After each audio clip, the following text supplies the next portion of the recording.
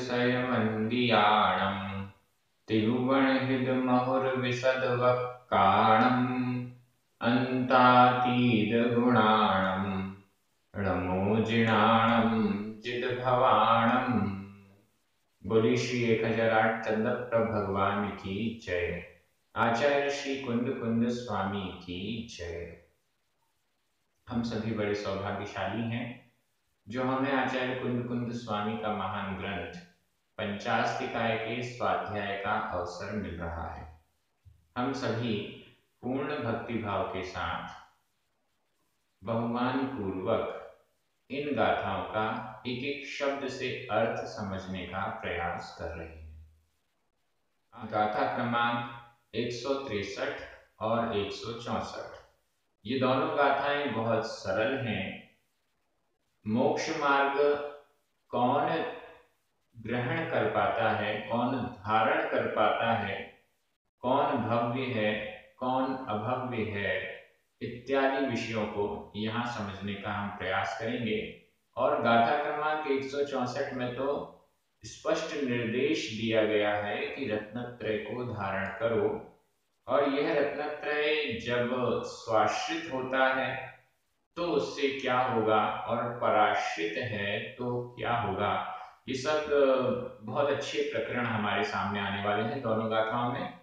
चलिए प्रारंभ करते हैं। गाथा क्रमांक 163 उच्चारण।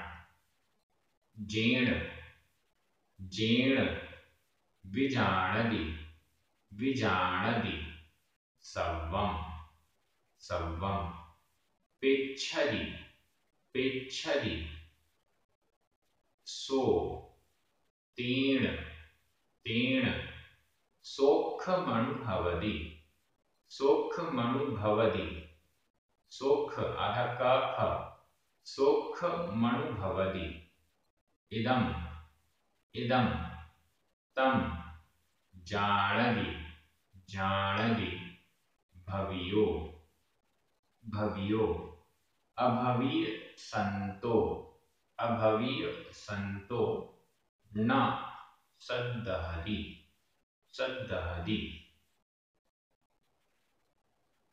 जीर्ण विजाणदि सव्वम जीर्ण विजाणदि सव्वम पेच्छदि सोतेण सोखमनुभवति इदं इदि तं जाणति भवियो इदि तं जाणति भवियो अभवीय संतो न सद्दहति अभवीय संतो न सद्दहति। बहुत सरल गाथा है। जीर्ण विजाणदि सव्वम, जीर्ण जिसके द्वारा, विजाणदि जानता है, विजाणदि अच्छे से जानता है। जीर्ण जिसके द्वारा, जिस ज्ञान के द्वारा, विजाणदि अच्छे से जानता है, विशेष रूप से जानता है। किसको जानता है? सव्वम सर्व को। जिस ज्ञान के द्वारा, जिस केवल ज्ञान के द्वारा विशेष रूप से जानता है सर्व पदार्थों को, जिस केवल ज्ञान के द्वारा सव्वम सब पदार्थों को और उनकी अनंत पर्यायों को जीव विजाणदि जानता है। संशय विपर्यय और अनध्यवसाय इनसे रहित होकर जानता है। पेच्छदि और देखता भी है। जाणदि पेच्छदि जानता भी है, देखता भी है, जानता भी है, देखता भी है। इसको सव्वम सर्व को, जिस केवल ज्ञान और केवल दर्शन के द्वारा सर्व पदार्थों को जानता है और देखता है। सो यानी वह जीव, तेण उस कारण से, उस केवल ज्ञान और उस केवल दर्शन के होने से, सोखम अनुभवति, संधि विच्छेद कीजिए, सोखम आधा अनुभवति, आधा और आ मिलकर मा पूरा हो गया। सोखम अनुभवति सोखम सुख को अनुभवति अनुभवन करता है। सो सोखम अनुभवति वह सुख को अनुभव करता है। किस कारण से सुख का अनुभव करता है? तेण उस कारण से, जेण जिसकी बात पहले की गई, तेण उस कारण से, उस केवल ज्ञान और केवल दर्शन के कारण सो वह जीव सोखम सुख का अनुभव करता है। शब्द एकदम सरल है। जिस केवल ज्ञान और केवल दर्शन के कारण सर्वम सर्व पदार्थों को विजानति पेक्षति जानता है, पेक्षति देखता है, सो वह तेण उस केवल ज्ञान और केवल दर्शन के द्वारा सुखम अनुभवति सुख का अनुभव करता है। मतलब केवल ज्ञान और केवल दर्शन के कारण जो ज्ञान दर्शन है प्रकट हुआ है, अनंत ज्ञान अनंत दर्शन प्रकट हुआ है, उसके साथ ही अनंत सुख भी प्रकट होता है। जो केवल ज्ञानी हैं वे अनंत सुख का अनुभवन करते हैं। जो केवल ज्ञानी हैं वो अनंत सुख का अनुभव करते हैं। अनंत सुख का अनुभव कौन कर सकता है? जिसका ज्ञान सर्व पदार्थों को जानता है। मतलब जिसने केवल ज्ञान को प्राप्त कर लिया है, जिसने ज्ञानावरणी आदि 4 घातिया कर्मों को नष्ट कर लिया है, वह केवल ज्ञानी अनंत सुख का अनुभव करता है। ये तो हम सभी को पता है। इति तम जानति भव्यो, नीचे वाली लाइन, इति इस प्रकार से, तम उसको, जानति जानता है। कौन जानता है? भव्यो भव्य, भव्यो भव्य, भव्य जीव तम जानति इसको जानता है। जानता है मतलब श्रद्धान करता है। भव्य जीव यह जानता है, भव्य जीव ऐसा श्रद्धान करता है कि केवल ज्ञानी भगवान अनंत सुख का अनुभवन करते हैं। ऐसा भव्य जीव जानता है। हम सभी जानते हैं कि नहीं? बिल्कुल, हम भी जानते हैं कि केवल ज्ञानी भगवान ही अनंत सुख का अनुभव करते हैं। हम लोग केवल ज्ञानी नहीं हैं, इसलिए अनंत सुख का अनुभव भी नहीं कर पाते। हम सभी जिस सुख का अनुभवन करते हैं वह तो इंद्रिय सुख है, वह सुख नहीं है, सुखाभास है, सुख का आभास मात्र है। इसका उदाहरण आचार्यों ने बहुत अच्छा दिया हुआ है। जैसे कोई ज्वर वाला जीव, बुखार वाला व्यक्ति जिसको बुखार हो गया है, फीवर हो गया है, 105, 103, 104 डिग्री बुखार है, बहुत तेज तपन हो रही है, दवाई वगैरह लेने से उसका 105, 103, 102 से घटकर 100 के नीचे आ गया, तो वो अपने आप को स्वस्थ मानने लग जाता है। स्वस्थ नहीं है, अभी फीवर गया नहीं है, थोड़ा सा कम हुआ है। उसी प्रकार से हम इस दुखों से भरे हुए संसार में भ्रमण कर रहे हैं, लेकिन कुछ पुण्य कर्म के संयोग से सुख की सामग्री मिल जाती है या दुख में कुछ कमी आ जाती है, दुख की क्वांटिटी में कुछ कमी आ जाती है, तो हम अपने आप को सुखी समझने लग जाते हैं, लेकिन वह सुख नहीं है, सुख का आभास मात्र है। तम जानादि भव्यो, उसको भव्य जीव जानता है। भव्य जीव जानता है कि मुझे किस सुख का अनुभवन हो रहा है। भव्य जीव श्रद्धान करता है कि मैं जिस सुख का अनुभवन कर रहा हूं वह तो सुख है ही नहीं, वह तो सुख का आभास मात्र है। दुख का कम होना, इसको ही हम सुख मान लेते हैं। वास्तविक सुख क्या है, आत्मिक सुख क्या है, उसका तो टेस्ट भी, स्वाद भी फिलहाल हमें नहीं मिल पाया है। अगर उसका टेस्ट मिल गया होता, उसका स्वाद हमने चख लिया होता, तो फिर उसको छोड़कर भागते नहीं, इधर उधर नहीं होते, बल्कि उस आत्मा के सुख के स्वाद से ही चिपक जाते और उसको जिस जैसे प्राप्त करना होता वैसे प्राप्त करने का पुरुषार्थ करते। लेकिन असलियत ये है कि अभी आत्मा के सुख का हमने स्वाद नहीं लिया। हाँ, शास्त्रों के स्वाध्याय से हमें पता चला कि आत्मा में ऐसा सुख है, लेकिन अभी तक वो स्वाद नहीं आया है, इसलिए हम उस चीज के पीछे पड़े हुए नहीं हैं। सही बात है कि नहीं? हम जानते हैं कि केवल ज्ञानी भगवान को आत्मिक सुख, अनंत सुख होता है, भव्य है। लेकिन अभवीय संतो न सद्धहरि, अभवीय संतो, अभवीय अभव्य संतो होता हुआ, अभव्य होता हुआ, न नहीं, सद्धहरि श्रद्धान करता है। अभव्य होता हुआ जीव श्रद्धान नहीं करता है इस बात पर। यहाँ पर पाठांतर मिलता है, अभवीय संतों के स्थान पर अभव्य सत्तो, अभवीय संतों के स्थान पर अभव्य सत्तो, इसका अर्थ भी वही है, अभव्य सत्तो, अभव्य सत्व, अभव्य जीव। अभव्य जीव न सद्धहति, अभव्य जीव श्रद्धान नहीं करता है। अभव्य जीव को इस बात पर बिल्कुल भी श्रद्धा नहीं, विश्वास नहीं है कि केवल ज्ञान प्राप्त होने के बाद अनंत सुख मिलेगा।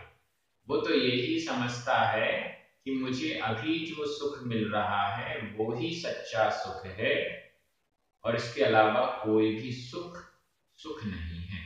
तो यह भव्य और अभव्य का एक प्रकार से यहाँ पर विभाग किया गया है। भव्य जीव तो इस बात पर श्रद्धान करता है कि जो अनंत सुख है केवल ज्ञान प्राप्त करने के बाद मिलेगा। केवल ज्ञान कैसे मिलेगा? केवल ज्ञान मोक्ष मार्ग में आगे बढ़ने से मिलेगा।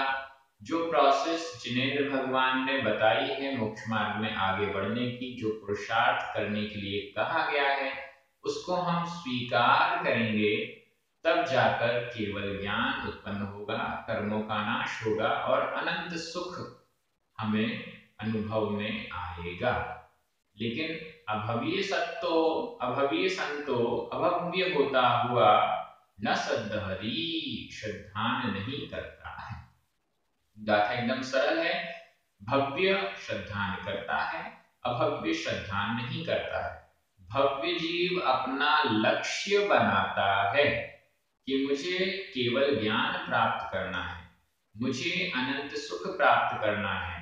वो अपना माइंड सेट रखता है कि ये जो मुझे मिला है वो सुख नहीं है, सुखाभास है और केवल ज्ञान होने के बाद जो मिलेगा वो सच्चा सुख होगा। ऐसा माइंड सेट भव्य जीव बनाता है और अभव्य जीव तो ऐसा नहीं करता है, श्रद्धा नहीं रखता है।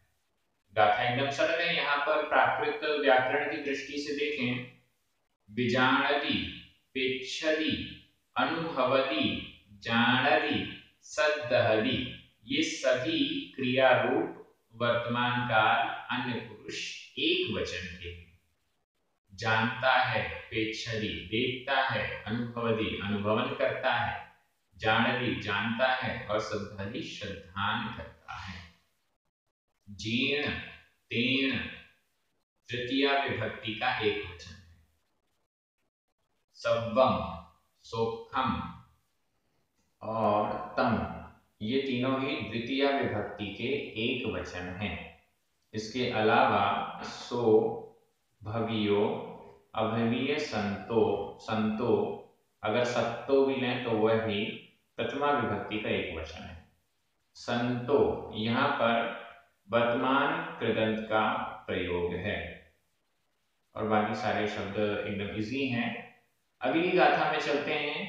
गाथा क्रमांक 164, उच्चारण। दंसण दंसण, णाण णाण, चरिताणि चरिताणि, मोक्षमग्गो ति मोक्षमग्गो ति, सेविदव्वाणि सेविदव्वाणि, साधुह्य साधुह्य, यहाँ पर धा में बड़े ऊ की मात्रा है।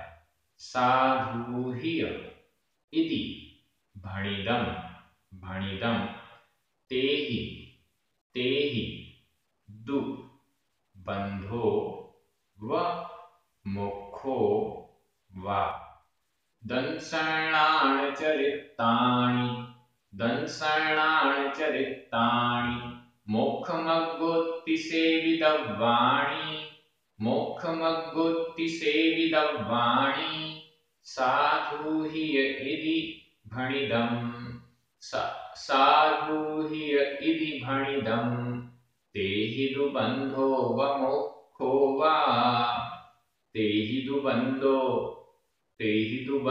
व मोक्षो वा। बहुत सरल और बहुत अच्छी गाथा है, थोड़ा सा समझना भी होगा। ऊपर वाली लाइन तो आपको समझ में आ रही है, दंसण णाण चरिताणि, मोक्षमग्गो दर्शन ज्ञान, चरिताणि चारित्र, सम्यक दर्शन सम्यक ज्ञान और सम्यक चारित्र, यह मोक्षमग्गो मोक्ष मार्ग है। ति, इस प्रकार से मोक्ष मार्ग क्या है? सम्यक दर्शन सम्यक ज्ञान और सम्यक चारित्र, इन तीनों की एकता का नाम ही मोक्षमग्गो मोक्ष मार्ग है। ति, इस प्रकार से सेवितव्वाणि, सेवन किया जाना चाहिए। किसका सेवन किया जाना चाहिए? किसको ग्रहण करना चाहिए? मोक्षमग्गो मोक्ष मार्ग को सेवितव्वाणि सेवन करना चाहिए, मोक्ष मार्ग को ग्रहण करना चाहिए, मोक्ष मार्ग को धारण करना चाहिए।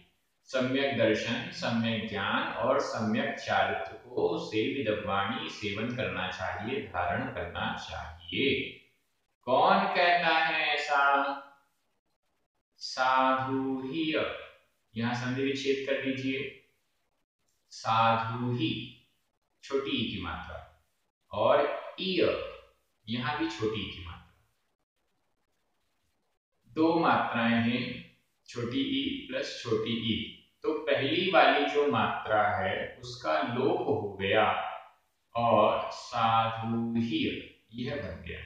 दो मात्राएं हैं तो पहली वाली मात्रा का लोप हो जाता है, ऐसा प्राकृत में संधियों का नियम है। साधुहि, साधुओं के द्वारा, इय, यह, इति, इस प्रकार से भणिदम, कहा गया। साधुओं के द्वारा यह इस प्रकार से भणियम कहा गया, भणिदम कहा गया। क्या कहा गया? कि दर्शन ज्ञान और चारित्र यह मोक्ष मार्ग है, इसको सेवितव्वाणि सेवन करना चाहिए, इसको ग्रहण करना चाहिए, मोक्ष मार्ग में आगे बढ़ना चाहिए। ये साधुओं के द्वारा कहा गया है, जिनेंद्र भगवान के द्वारा कहा गया है। यहाँ पर चरिताणि, दंसणाण चरिताणि, यह बहुवचन है और मोक्षमग्गो यह एक वचन है। इससे यहाँ पर रहस्य ये है कि जो दर्शन ज्ञान और चारित्र ये तो तीन हैं, इसलिए बहुवचन में है, लेकिन ये तीनों मिलकर एक मोक्ष मार्ग होता है। ये तीनों मिलकर एक मार्ग होता है, एक रास्ता है। ये तीन अलग अलग रास्ते मार्ग नहीं है, ये पूरा मिलकर एक मार्ग है। सम्यक दर्शन सम्यक ज्ञान और सम्यक चारित्र, इन तीनों की एकता का नाम ही मोक्ष मार्ग है। ऐसा समझाने के लिए यहाँ पर विभक्तियां डिफरेंट डिफरेंट दी गई हैं। यह मोक्ष मार्ग सेवितव्वाणि, सेवितव्वाणि शब्द बड़ा महत्वपूर्ण है। आचार्य कुंद कुंद स्वामी एकदम स्पष्ट कह रहे हैं कि मोक्ष मार्ग को सेवन करना चाहिए, मोक्ष मार्ग को ग्रहण करना चाहिए। बिना मोक्ष मार्ग को ग्रहण किए मोक्ष नहीं प्राप्त कर सकते हैं। मोक्ष मार्ग पर नहीं आगे बढ़ेंगे तो मोक्ष नहीं प्राप्त कर पाएंगे। सम्यक दर्शन, सम्यक ज्ञान और सम्यक चारित्र को यदि प्राप्त नहीं किया तो मोक्ष नहीं हो पाएगा, ऐसा स्पष्ट उनका निर्देश है। इसलिए सेवित अव्वाणी सेवन करना चाहिए, ये हमें आदेश रूप से विधि कथन किया गया है। और एकदम ये भी कह दिया, ये तो साधुओं के द्वारा कहा गया है, सज्जनों के द्वारा कहा गया है, या साधु से तात्पर्य सीधे जिनेंद्र भगवान के द्वारा कहा गया है। इसके बाद अब हम आते हैं चौथे चरण। थोड़ा सा ध्यान देना पड़ेगा, शब्द तो सरल है। ते ही, उनके द्वारा, उनके द्वारा सम्यक दर्शन, सम्यक ज्ञान और सम्यक चारित्र।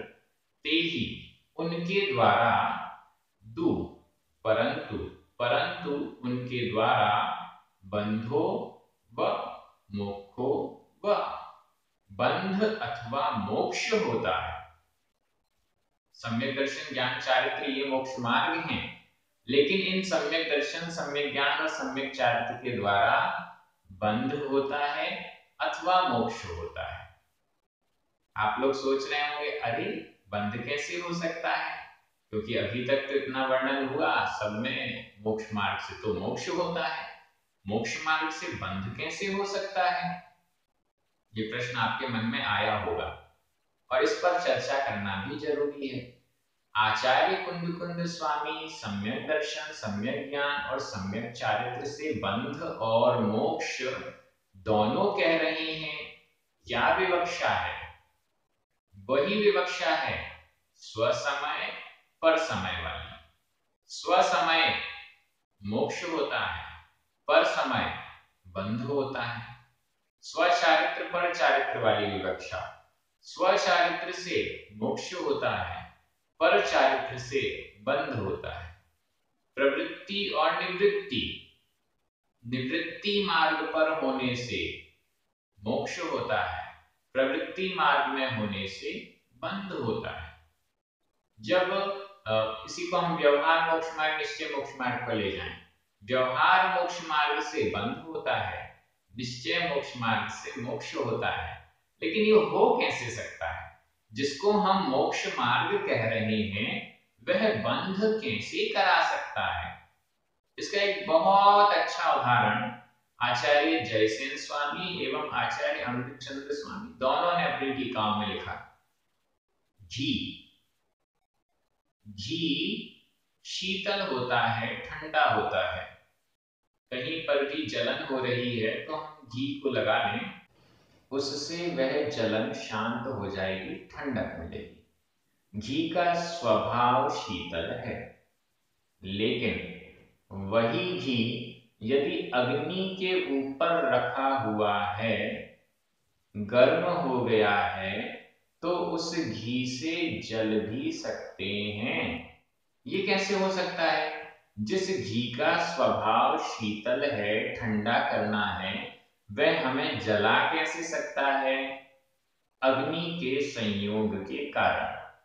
उसी प्रकार से सम्यक दर्शन, सम्यक ज्ञान और सम्यक चारित्र तो मोक्ष के मार्ग हैं। ये तो स्वभाव से मोक्ष दिलाने वाले हैं, लेकिन पर पदार्थों का संयोग होने से, पर पदार्थों का संयोग होने से, पर पदार्थों के प्रति आश्रित रहने से, पराश्रित रहने से यह सम्यक दर्शन, सम्यक ज्ञान और सम्यक चारित्र भी मोक्ष के स्थान पर बंध का कारण हो जाता है, पुण्य बंध कराने वाला हो जाता है। वैसे तो सम्यक दर्शन, सम्यक ज्ञान और सम्यक चारित्र ये मोक्ष को कराने वाले हैं, लेकिन पराश्रित होने से, राग सहित होने से, पर द्रव्यों के प्रति राग सहित होने से वे भी बंध कराने वाले हो जाते हैं। अब आपसे प्रश्न पूछता हूं, आपको किसने जलाया? घी ने या अग्नि में? विचार कीजिएगा। घी का स्वभाव तो ठंडा है, लेकिन वह घी जब अग्नि का हाथ पकड़कर आया तो उसने जला दिया। तो यहाँ घी तो कहने के लिए है, घी तो सामने है, जलाने वाला तो अग्नि है। सम्यक दर्शन, ज्ञान, चारित्र ये तो स्वभाव से मोक्ष दिलाने वाले हैं, लेकिन इनके साथ में जो राग हाथ पकड़कर खड़ा हुआ है, पर द्रव्यों के प्रति राग जो इनके साथ जुड़ा हुआ है, वह राग हमें बंद कराने वाला है। अग्नि के साथ जो घी है, घी के साथ जो अग्नि है, उस अग्नि ने जलाया। सम्यक दर्शन रत्नत्रय के साथ जो बचा हुआ राग है, उसने बंद कराया, ऐसा हमें समझना चाहिए। दोनों टीकाकार इसको उदाहरण से स्पष्ट कर रहे हैं, क्योंकि मोक्ष और बंध ये तो एक दूसरे से विपरीत है। जो बंध कराता है वो मोक्ष नहीं करा सकता, जो मोक्ष कराता है वो बंध नहीं करा सकता। लेकिन जब तक वह अपने स्वभाव की अपेक्षा विभाव में है राग के कारण, तब तक वह बंध कराएगा। जब उस राग को समाप्त कर दिया जाएगा तब वह मोक्ष कराएगा, ऐसा समझना चाहिए। व्यवहार सम्यक दर्शन, यह पुण्य बंध, व्यवहार सम्यक दृष्टि, व्यवहार सम्यक दर्शन, व्यवहार सम्यक ज्ञान, व्यवहार मोक्ष मार्ग वाला पुण्य बंध करता है। यहाँ पर आचार्य कुंकुल स्वामी मुनियों को, मोक्ष मार्गियों को प्रेरणा भी देना चाह रहे हैं कि पराश्रित होने की अपेक्षा स्वाश्रित हो जाइए। प्रवृत्ति मार्ग में होने से आगे बढ़कर निवृत्ति मार्ग पर आ जाइए, जिससे कि बंध ना हो और मोक्ष हो, ऐसा भी प्रेरणा देने की दृष्टि है। तो यहाँ पर मोक्ष मार्ग से बंध होता है अथवा मोक्ष होता है, यह कहने से तात्पर्य ये समझिए कि अगर सम्यक दर्शन, ज्ञान और चारित्र के साथ पराश्रित पना है, पर द्रव्यों के प्रति राग है, तो बंध होगा, पुण्य बंध होगा। और अगर ये परद्रव्यों के प्रति राग नहीं है, स्वाश्रित है, तो फिर मोक्ष होगा, ऐसा समझना है। तो मुख्य कारण तो फिर भी वही राग है जो बंध का कारण है। सम्यक दर्शन बंध का कारण नहीं है, राग के साथ होने के कारण वह बंध करा देता है। सम्यक ज्ञान बंध का कारण नहीं है, राग के साथ होने के कारण वह बंध करा देता है। सम्यक चारित्र बंध का कारण नहीं है, राग के साथ सम्यक चारित्र बंध करा देगा। तो राग जो है वो मुख्य कारण है बंध कराने का। राग के संयोग में बाकी सब लोग बंद करा देंगे, राग के साथ में बाकी जितने भी अच्छे भाव हैं वो भी बंद करा देंगे। तो इस दृष्टि से सबसे बंध का मुख्य कारण राग ही पहले भी बताया गया, यहाँ भी यही हमें स्पष्ट समझना चाहिए। आप सभी बहुत अच्छे से अध्ययन कर रहे हैं। व्याकरण की दृष्टि से देखें तो यहाँ पर दंसणान चरिताणी प्रथमा विभक्ति का बहुवचन है। मुख मग्गो यह भी प्रथमा विभक्ति का एक वचन है। सेवी दव्वाणी विधि कृदंत का प्रयोग है, जो कि प्रथमा विभक्ति के बहुवचन में है। इसके अलावा साधु ही तृतीय विभक्ति का एक वचन है। भणिदम भूतकालिक प्रदंत का प्रयोग है, जो कि प्रथमा विभक्ति के एक वचन में है। अब बंधो मोक्षो, बंधो और मोक्षो ये दोनों प्रथमा विभक्ति के एक वचन है। तेही यह भी तृतीया विभक्ति का बहुवचन है। इस प्रकार से ये दोनों गाथाएं बहुत सरल थी। थोड़े थोड़े समझने के लिए आपको थोड़ा सा समझना पड़ा, लेकिन पहले की गाथाओं के अनुसार आपको वो सब बातें समझ में आ ही चुकी थी, उसको और क्लियर कर दिया गया। आप सभी बहुत अच्छे से अध्ययन कर रहे हैं, परीक्षा की तैयारी कर रहे हैं, गाथाओं को याद कर रहे हैं, मुझे बड़ी प्रसन्नता है। और आगे भी इसी प्रकार से प्राकृत के ग्रंथों को हम एक एक शब्द से समझने का प्रयास करते रहेंगे। जिन पुण्यार्चकों के निमित्त से ये कार्य YouTube पर और प्राकृत ऐप पर परमानेंट हो रहा है, उनको बहुत बहुत धन्यवाद। आप सभी को जय जिनेंद्र, जिनवाणी माता की जय।